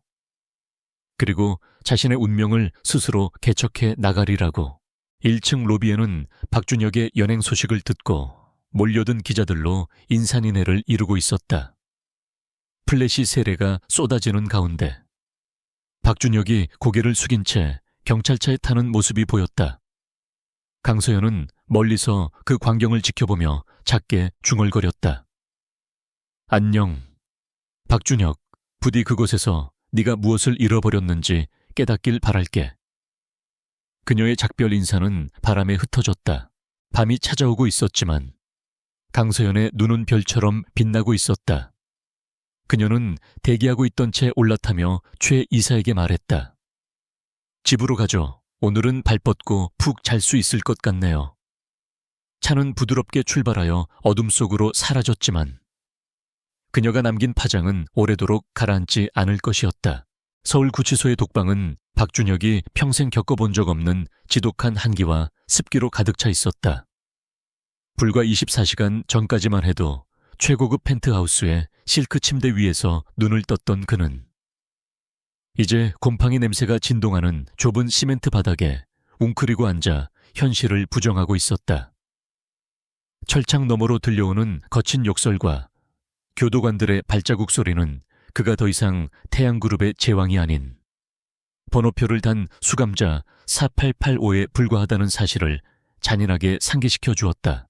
그는 밤새 한숨도 자지 못한 채 뜬 눈으로 밤을 지새웠고 초췌해진 얼굴과 헝클어진 머리는 그가 얼마나 급격하게 무너져 내렸는지를 보여주었다. 박준혁은 덜덜 떨리는 손으로 철창을 붙잡고 지나가는 교도관을 향해 목이 터져라 고함을 질렀다. 야, 내 변호사 어디 갔어? 김앤장 변호인단 부르라고 한 지가 언젠데. 아직도 소식이 없어. 내가 나가기만 하면 너희들 다 옷 벗길 줄 알아. 그러나 교도관은 박준혁을 벌레 보듯 쳐다보며 코웃음을 칠 뿐이었다. 4885번. 조용히 해. 여기가 네 회사인 줄 알아. 그리고 네가 기다리는 그 대형 로펌 변호사들. 아무도 안 온다. 접견 신청 자체가 없었어. 내 아내, 아니 이제 강서연 대표라고 해야 하나. 그분이 회사 차원의 법률 지원을 전면 중단시켰거든. 교도관의 말은 박준혁의 귀를 의심하게 만들었다. 법률 지원 중단이라니. 그것은 박준혁에게 있어 사형 선고나 다름없는 소리였다. 자신의 개인 자산은 이미 가압류로 묶여 있었고 회사의 지원 없이는 국선 변호인에 의지해야 하는 처지가 된 것이다.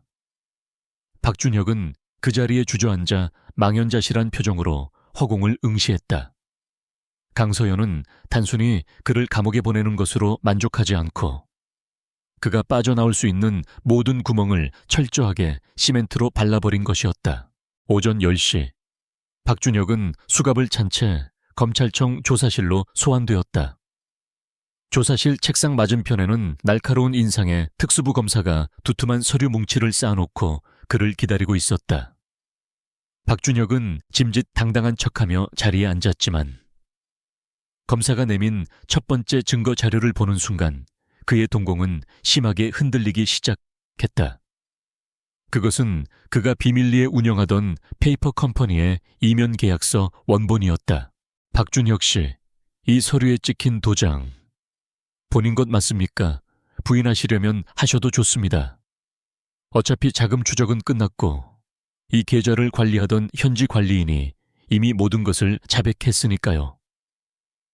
검사는 차가운 목소리로 박준혁을 압박했다.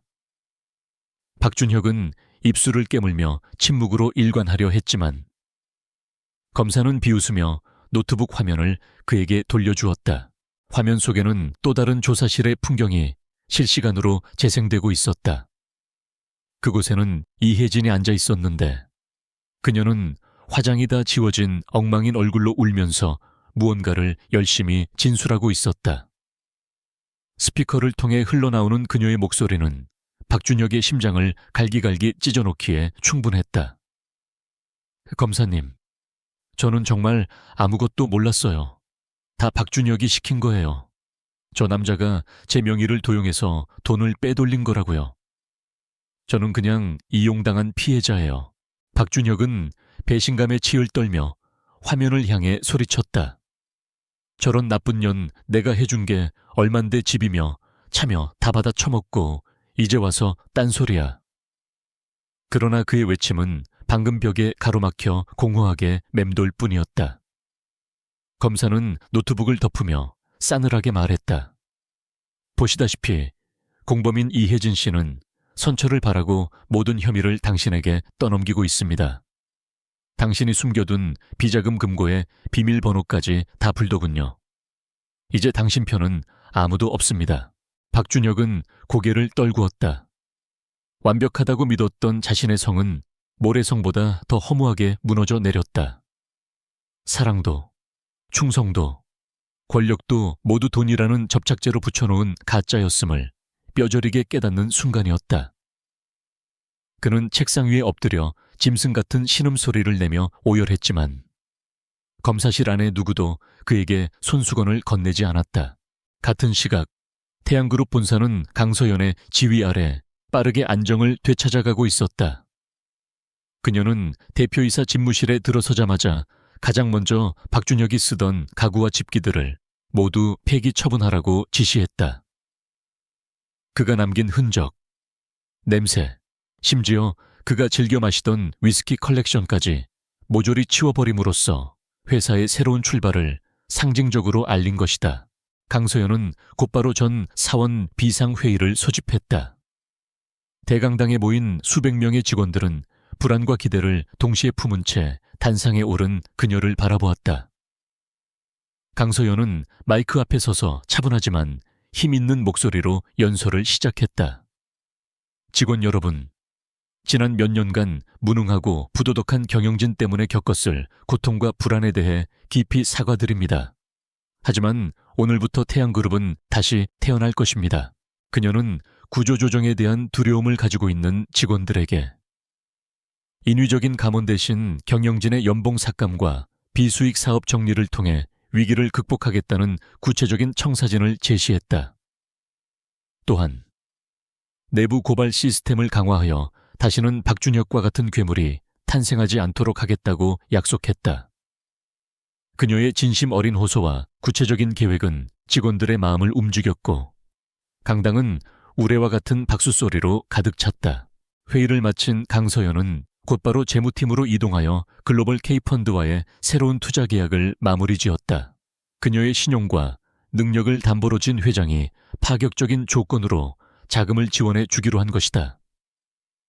이 소식이 언론을 통해 전해지자 폭락하던 태양그룹의 주가는 하락세를 멈추고 반등하기 시작했다. 시장은 오너리스크가 해소되고 고스트가 귀환했다는 사실에 환호했다. 바쁜 일정을 소화하던 강서연에게 비서실장이 조심스럽게 다가와 보고했다. 대표님, 서울구치소에서 연락이 왔습니다. 박준혁 씨가, 아니, 수감자 박준혁이 대표님과의 접견을 간곡히 요청하고 있다고 합니다. 거절할까요? 비서실장은 당연히 거절할 것이라 예상했지만 강서연은 잠시 서류를 검토하던 손을 멈추고 생각에 잠겼다. 아니요, 가겠습니다. 끝맺음은 확실히 해야죠. 그리고 전해줄 서류도 있고요. 강서연은 서랍에서 미리 준비해둔 노란색 서류 봉투를 꺼내 들었다. 그녀의 표정은 담담했지만 그 눈빛에는 마지막 자비를 베풀러 가는 것이 아니라 확인 사살을 하러 가는 집행관의 냉정함이 서려 있었다. 오후 늦게 도착한 서울구치소의 접견실은 삭막했다. 투명한 유리벽을 사이에 두고 박준혁이 교도관의 손에 이끌려 들어왔다. 불과 하루 이틀 사이에 10년은 늙어버린 듯. 단 그의 몰골은 처참하기 그지없었다. 죄수복을 입고 덥수룩한 수염을 기른 그는 깔끔한 정장 차림의 강서연을 보자마자 눈물을 글썽이며 유리에 손을 대었다. 서연아, 여보, 나 좀 살려줘. 내가 잘못했어. 내가 미쳤었나 봐. 제발 탄원서 한 장만 써줘. 너 진 회장이랑 친하잖아. 네가 말하면 나 집행유예로 나갈 수 있대. 응, 나 나가면 다 너 하라는 대로 할게. 다시는 한눈 안 팔고 너만 보고 살게. 박준혁은 자존심이고 뭐고 다 내팽개친 채 비굴하게 애원했다. 강서연은 유리병 너머의 남자를 물끄러미 바라보았다. 한때 자신의 모든 것이었던 남자. 하지만 이제는 혐오감조차 들지 않는 타인이 되어버린 남자. 그녀는 인터폰을 들고 차분하게 말했다. 박준혁 씨, 아직도 상황 파악이 안 되나 보네요. 내가 당신을 여기 집어넣었는데 내가 당신을 꺼내 줄 리가 없잖아요. 꿈 깨세요. 야 강서연, 너 진짜 이럴 거야. 우리가 산 세월이 얼만데 네가 어떻게 나한테 이래.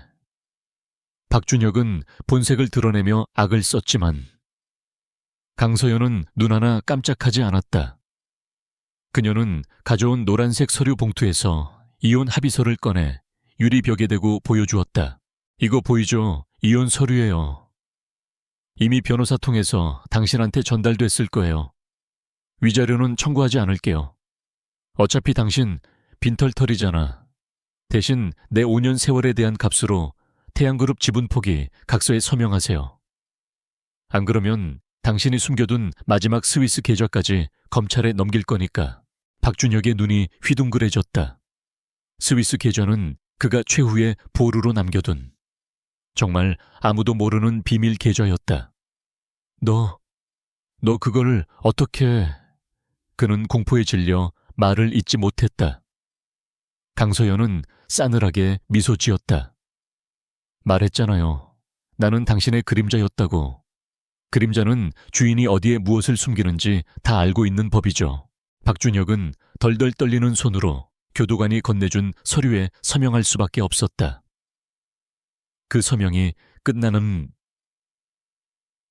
순간 그와 태양그룹 그리고 강서연과의 모든 인연은 법적으로도 실질적으로도 완전히 끊어졌다. 강서연은 서류를 챙겨들고 자리에서 일어났다. 서연아, 가지마. 나 무서워. 여기서 썩기 싫어. 제발. 박준혁이 유리를 두드리며 절규했지만 강서연은 뒤도 돌아보지 않고 접견실을 나섰다. 그녀의 등 뒤로 들려오는 박준혁의 비명은 점차 멀어졌고 이내 육중한 철문이 닫히며 완전히 차단되었다. 구치소를 빠져나온 강서연은 하늘을 올려다보았다. 잿빛 구름이 걷히고 붉은 노을이 하늘을 수놓고 있었다. 차가운 바람이 불어왔지만 그녀는 춥지 않았다. 오히려 가슴속 깊은 곳에서부터 뜨거운 해방감이 밀려오고 있었다. 그녀는 깊게 심호흡을 하며 폐부 깊숙이 들어차 있던 묵은 감정들을 토해냈다. 그녀는 대기하고 있던 차에 올랐다. 최 이사가 백미러로 그녀를 보며 물었다. 모든 게 끝났습니까? 대표님. 강서연은 창밖의 풍경을 바라보며 옅은 미소를 지었다. 네, 과거는 끝났어요. 이제 미래로 가죠. 차는 도심을 향해 부드럽게 속도를 높였다. 그날 밤 뉴스는 태양그룹의 경영 정상화와 박준혁 전 대표의 구속 수사 소식을 헤드라인으로 장식했다. 아나운서는 강서연을 위기의 태양을 구한 잔다르크라고 칭송했지만 그녀는 TV를 끄고 조용히 와인 한 잔을 따랐다.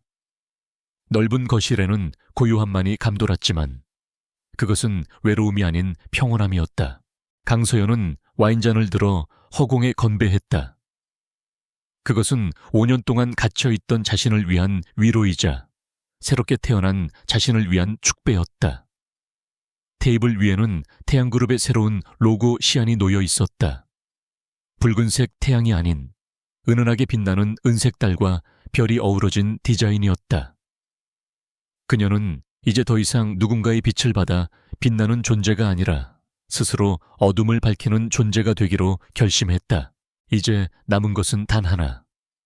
그녀가 다시 세운 왕국을 굳건히 지키고 자신을 믿고 따라준 사람들에게 보답하는 일이었다. 강서연은 내일 있을 글로벌 투자 설명회 원고를 다시 한번 점검하며 눈을 빛냈다. 그녀의 제2막은 이제 막 시작되었고 그 무대의 주인공은 오직 그녀 자신뿐이었다. 한 달이라는 시간이 흘렀지만 서울구치소의 높은 담벼락 안쪽은 계절의 변화조차 감지할 수 없을 만큼 삭막하고 차가운 공기로 가득 차 있었다. 수감번호 4885번을 단 박준혁은 좁은 운동장 구석에 쪼그리고 앉아 멍하니 하늘을 올려다보고 있었는데 그의 눈동자는 초점을 잃은 채 흐릿했다. 불과 한 달 전까지만 해도 최고급 샴페인을 마시며 세상을 발 아래 두었다고 착각했던 남자의 모습은 온데간데 없고 이제는 동료 수감자들의 눈치를 보며 배식받은 빵 조각 하나에 목숨을 거는 비참한 신세로 전락해 있었다. 그의 몰골은 처참하기 그지없었는데 덥수룩하게 자란 수염과 퀭한 눈 그리고 영양실조로 인해 쏙 들어간 볼은 그가 겪고 있는 지옥 같은 수감 생활을 대변해주고 있었다. 박준혁은 구치소 내의 엄격한 위계 질서 속에서 가장 밑바닥인 설거지 담당이 되어 매일 수백 개의 식판을 닦아야 했고 밤이면 좁은 방에서 코를 고는 덩치 큰 수감자들 사이에서 쪽잠을 자야 했다. 그가 과거에 누렸던 부와 명예는 이곳에서 아무런 힘도 쓰지 못했고 오히려 돈 자랑하다 망한 놈이라는 꼬리표가 붙어 더 큰 괴롭힘의 대상이 될 뿐이었다. 운동 시간의 끝을 알리는 호루라기 소리가 들리자 박준혁은 힘겹게 몸을 일으켰는데 그때 운동장 한편에 설치된 대형 TV에서 나오는 뉴스 속보가 그의 발걸음을 멈추게 했다. 화면 속에는 화려하게 리모델링된 옛 태양그룹 본사. 아니, 이제는 더 S 홀딩스 롱어로 이름이 바뀐 건물의 정형이 비치고 있었다. 그리고 단상 위에는 눈부시게 하얀 정장을 입은 강서연이 당당한 모습으로 서서 마이크를 잡고 있었는데 그 모습은 마치 어둠을 뚫고 승천하는 불사조와도 같았다. 존경하는 주주 여러분, 그리고 임직원 여러분, 우리는 과거의 부패와 단절하고 투명하고 공정한 경영을 통해 새로운 미래로 나아갈 것입니다. 강서연의 목소리는 TV 스피커를 통해 흘러나와 박준혁의 귓가에 또렷하게 박혔다. 그녀는 더 이상 누군가의 아내나 그림자가 아닌 재계가 주목하는 혁신적인 리더로서 전 세계를 향해 자신의 비전을 선포하고 있었다. 화면 속의 그녀는 박준혁이 알던 그 어떤 순간보다 아름답고 강인해 보였으며 그 빛나는 모습은 박준혁의 초라한 현실과 극명한 대비를 이루었다. 박준혁은 넋을 잃고 화면을 바라보다가 다리에 힘이 풀려 그 자리에 주저앉고 말았다. 후회, 분노, 자괴감 등 형언할 수 없는 감정들이 뒤섞여 가슴을 쳤지만 이제 와서 돌이킬 수 있는 것은 아무것도 없었다. 그가 스스로 걷어차버린 복덩이. 자신이 그토록 무시했던 아내가 사실은 자신을 지탱해주던 유일한 기둥이었음을 뼈저리게 깨닫는 순간이었다. 교도관이 다가와 그의 팔을 거칠게 잡아 끌었지만 박준혁은 질질 끌려가면서도 화면 속의 강서연에게서 눈을 떼지 못했다. 한편 뉴스 화면의 주인공인 강서연은 성공적인 리브랜딩 선포식을 마치고 쏟아지는 플래시 세례를 받으며 단상을 내려오고 있었다. 그녀의 곁에는 진상철 회장을 비롯한 글로벌 투자자들이 흐뭇한 미소를 지으며 박수를 보내고 있었고 직원들은 진심 어린 존경의 눈빛으로 그녀를 맞이했다. 회사의 로비에는 과거 박준혁의 허세 가득한 초상화 대신 정직과 신뢰라는 새로운 사운이 새겨진 세련된 조형물이 자리 잡고 있었다. 행사가 끝난 후 강서연은 CEO 집무실로 돌아와 창밖을 내려다보며 잠시 숨을 골랐다. 이곳은 한때 박준혁이 자신의 탐욕을 채우기 위해 음모를 꾸미던 공간이었지만 이제는 강서연의 취향대로 모던하고 밝은 분위기로 완전히 탈바꿈해 있었다. 책상 위에는 박준혁과 이혜진에 대한 1심 판결문이 놓여 있었는데 박준혁은 징역 7년, 이혜진은 징역 3년의 실형을 선고받았다는 내용이었다. 강서연은 판결문을 담담하게 훑어보고는 미련 없이 서랍 깊숙한 곳에 넣어버렸다. 그녀에게 있어 그들은 이제 처벌받아야 할 범죄자일 뿐 감정적으로 동요할 대상조차 되지 못했다. 이혜진은 구속된 이후 국선 변호인에게조차 외면당하며 감옥에서 서로 남탓만 하다가 박준혁과 볼썽사나운 폭로전을 벌였다는 소문이 들려왔다. 그들의 추악한 말로는 인과응보라는 단어 외에는 설명할 길이 없었다. 그때 집무실 문이 열리고 최 이사가 밝은 표정으로 들어왔다. 대표님, 주식시장 반응이 아주 뜨겁습니다. 사명 변경과 신사업 발표 직후 주가가 상한가를 기록했습니다. 외국인 투자자들의 매수세가 엄청납니다. 최 이사의 보고에 강서연은 옅은 미소를 지으며 고개를 끄덕였다. 수고하셨어요. 이사님, 이건 시작일 뿐이에요.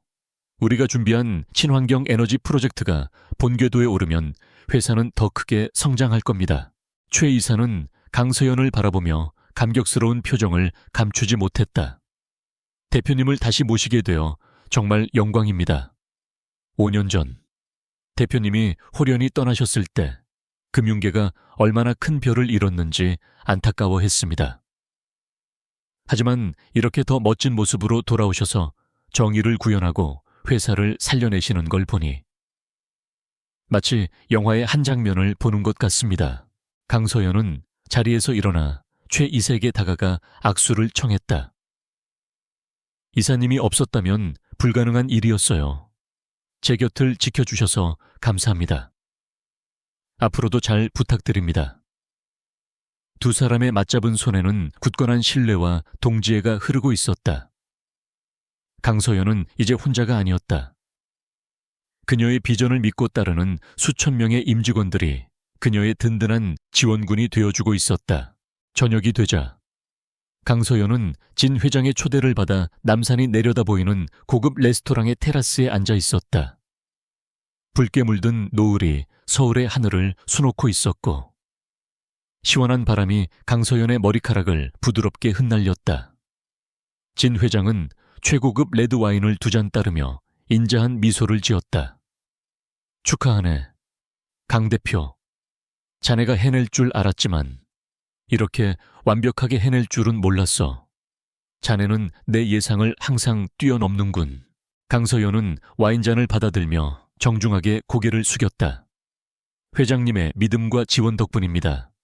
기회를 주셔서 감사합니다. 진 회장은 와인을 한 모금 마시고는 진지한 표정으로 물었다. 그래서 이제 기분이 어떤가? 복수는 끝났고 자네는 승리자가 되었네. 행복한가? 강서연은 잠시 와인잔 속에 붉은 액체를 응시하다가 시선을 들어 멀리 보이는 서울의 야경을 바라보았다. 행복이라는 단어보다는 평온하다는 말이 더 어울릴 것 같습니다. 지난 5년 동안 저는 늘 불안했고 제 자신을 숨기느라 급급했습니다. 하지만 이제는 숨을 숨길 것도 없습니다. 있는 그대로의 저로서 숨 쉴 수 있다는 것, 그게 가장 큰 행복인 것 같습니다. 그녀의 대답에 진 회장은 만족스러운 듯 고개를 끄덕였다. 그게 바로 진정한 자유지. 자네는 스스로를 가둔 감옥에서 걸어 나온 거야. 박준혁은 감옥에 들어갔지만 자네는 세상이라는 더 넓은 무대로 나온 셈이지. 앞으로 자네가 그려갈 그림이 기대되는군. 식사를 마친 후 강서연은 혼자 차를 몰고 한강변으로 향했다. 밤 공기는 차가웠지만 상쾌했고 강물에 비친 도시의 불빛들은 마치 보석처럼 반짝이고 있었다. 그녀는 강변에 차를 세우고 벤치에 앉아 문득 5년 전 박준혁에게 프로포즈를 받았던 날을 떠올렸다.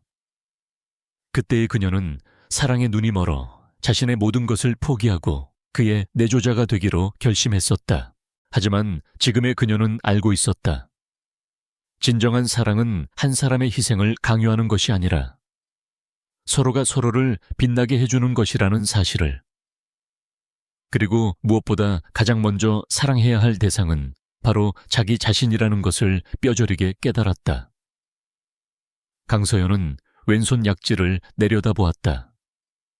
그곳에 있던 결혼 반지의 자국은 이미 깨끗하게 사라져 있었고 그 자리에는 그녀 스스로 구입한 심플하지만 단단한 백금 반지가 끼워져 있었다. 그녀는 자리에서 일어나 강물을 향해 크게 심호흡을 했다. 폐부 깊숙이 남아있던 마지막 슬픔의 찌꺼기까지 모두 뱉어내는 듯한 깊은 숨이었다.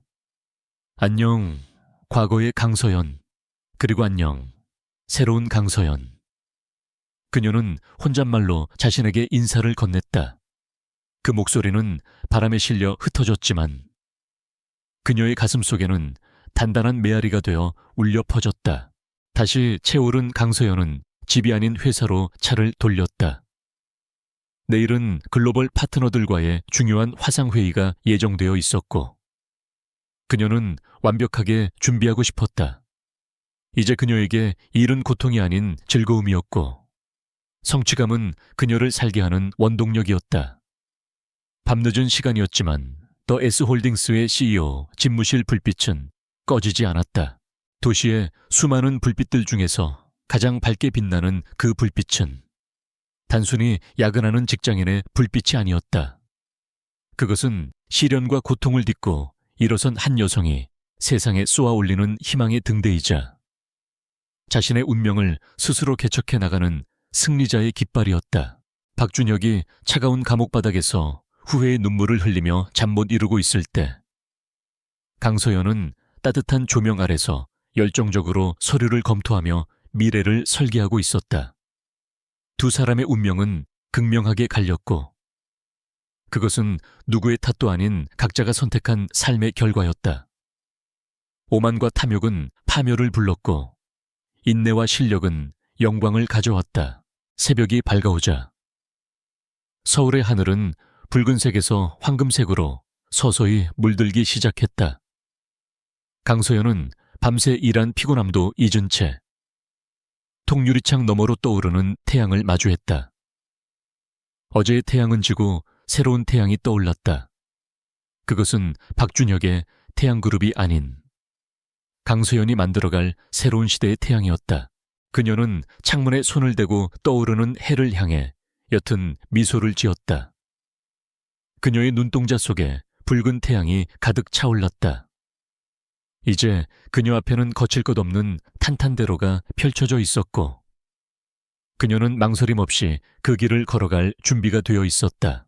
거대한 도시는 잠에서 깨어나 다시 활기차게 움직이기 시작했고 그 중심에 강서연이 서 있었다. 그녀의 이야기는 비극으로 시작했지만 가장 찬란하고 완벽한 해피엔딩으로 막을 내리고 있었다. 아니, 이것은 엔딩이 아니라 그녀의 인생에서 가장 화려한 제2막의 오프닝이었다.